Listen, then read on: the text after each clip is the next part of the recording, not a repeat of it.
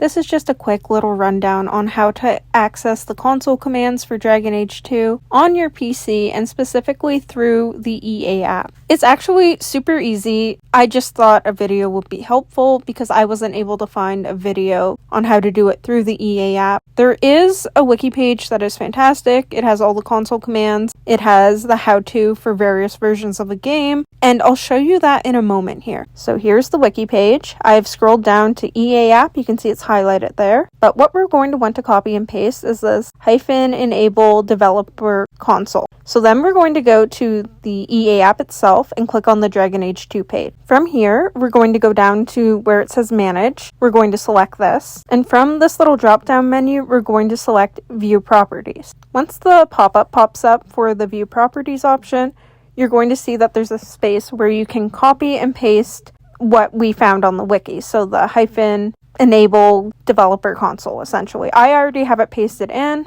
but this will be blank and you're going to go down and copy it and paste it and then hit save. And from there, console commands should be turned on in your game. One thing that console commands are great for are accessing certain mods. Like this one I have pulled up here is a new set of robes and armor called Amel's Ancestral Arms, and it's gorgeous. I love this. I put it on my Mage Hawk all the time, but you can't access it without the console commands, so that's one of the great things about having them enabled. You can get way better suits of armor and robes for your characters. And just to confirm, this mod is available from Dragon Age 2 Nexus, because I didn't say that earlier, so I just thought I'd specify. Go download it, it's beautiful. Now to demonstrate in-game, to access the console commands, you're going to hit the tilde key, which is that little squiggly line to the left of the 1 key on your keyboard. Unfortunately, there is no text window that will pop up to show what you're typing, but you'll know you're in the console command mode because you will not be able to move your character at all. So on my keyboard, I'm typing run script space arobes_mage. Once this is typed, you can hit enter and then you'll get a confirmation if everything was typed correctly, showing that that robe that I got from Nexus was placed in my character's inventory.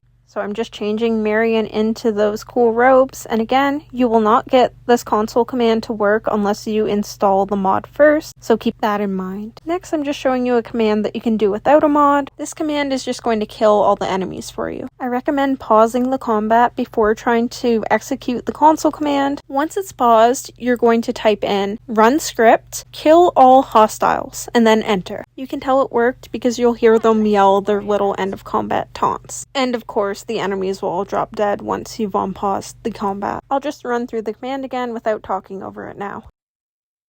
Gotcha. Done and down.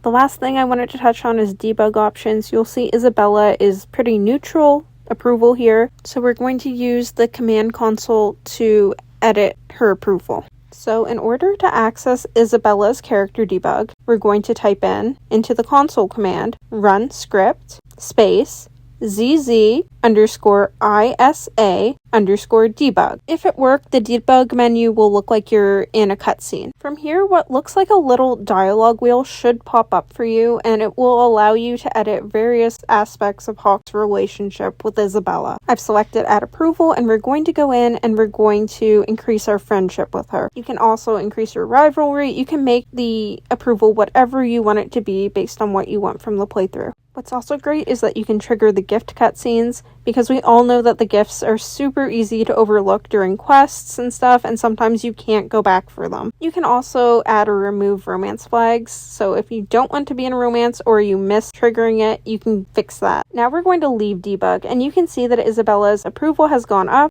And I probably could have made it higher. You just kind of have to play around with it until you get where you want the character to be. That's all I'll cover today. This video is getting kind of long. Again, go check out the wiki. I have it up on the screen. It has tons more console command stuff that I haven't covered at all on there, so it's definitely worth checking out. And yeah, these are just super useful if you're going to be making content because it saves you loads of time.